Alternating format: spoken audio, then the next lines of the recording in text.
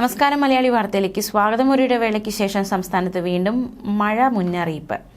കേന്ദ്ര കാലാവസ്ഥാ വകുപ്പിന്റെ മഴ മുന്നറിയിപ്പ് ഏതൊക്കെ ജില്ലകളാണ് വിശദമായി നോക്കാം.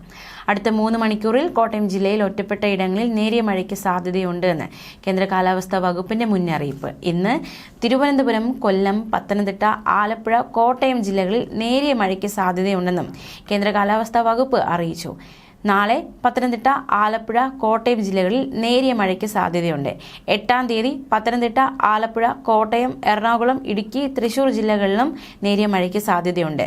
9-ാം തീയതി ആലപ്പുഴ, കോട്ടയം, എറണാകുളം, ഇടുക്കി ജില്ലകളിലും നേരിയ മഴയ്ക്ക് സാധ്യതയുണ്ടെന്ന് കേന്ദ്ര കാലാവസ്ഥാ വകുപ്പ് അറിയിച്ചു. അതേസമയം കേരള, കർണാടക, ലക്ഷദ്വീപ് തീരങ്ങളിൽ ഇന്ന് മത്സ്യബന്ധനത്തിന് തടസ്സമില്ലെന്നും കേന്ദ്ര കാലാവസ്ഥാ വകുപ്പ് അറിയിച്ചിട്ടുണ്ട്. മത്സ്യത്തൊഴിലാളി ജാഗ്രതാ നിർദ്ദേശം കൂടി നമുക്ക് നോക്കാം. പ്രത്യേക ജാഗ്രതാ നിർദ്ദേശം അടക്കം നൽകിയിട്ടുണ്ട്.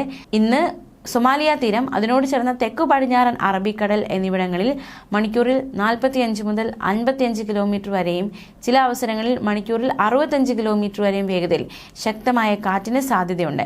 മേൽപ്പറഞ്ഞ തീയതികളിൽ ഈ പ്രദേശങ്ങളിൽ മത്സ്യബന്ധനത്തിന് പോകുവാൻ പാടുള്ളതല്ല.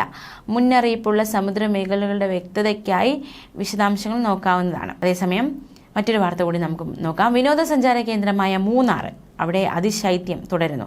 ദേവികുളം ODK ഡിവിഷനിൽ ഞായറാഴ്ച പുലർച്ചെ കുറഞ്ഞ താപനിലയായ -1 ഡിഗ്രി സെൽഷ്യസ് ആണ് രേഖപ്പെടുത്തിയിരിക്കുന്നത്. ഈ സീസണിലെ ഏറ്റവും കുറഞ്ഞ താപനിലയാണ് രേഖപ്പെടുത്തിയിരിക്കുന്നത്. ഇതോടെ പ്രദേശത്തെ പുൽമേടുകളിൽ വ്യാപകമായി മഞ്ഞു വീണു. ചെണ്ടുവര എസ്റ്റേറ്റിൽ കുറഞ്ഞ താപനിലയായ 1 ഡിഗ്രി സെൽഷ്യസും സെവൻമല, നല്ലതണ്ണി എന്നിവിടങ്ങളിൽ 2-3 ഡിഗ്രി സെൽഷ്യസും രേഖപ്പെടുത്തിയിരിക്കുകയാണ്.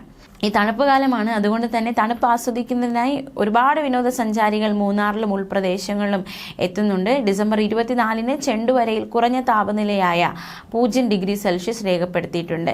വരും ദിവസങ്ങളിലും അതിശൈത്യം തുടരുമെന്നാണ് കണക്കാക്കുന്നത്. എന്തായാലും തണുപ്പ് ശക്തമാണ്. അതിനിടയിലും മഴ മുന്നറിയിപ്പുകൾ ചില ജില്ലകളിൽ കൂടി ഇന്നും നാളെയും മറ്റന്നാളും മഴ മുന്നറിയിപ്പ് നൽകിയിട്ടുണ്ട്. ന്യൂസ് ഡെസ്ക്, മലയാളി വാർത്ത.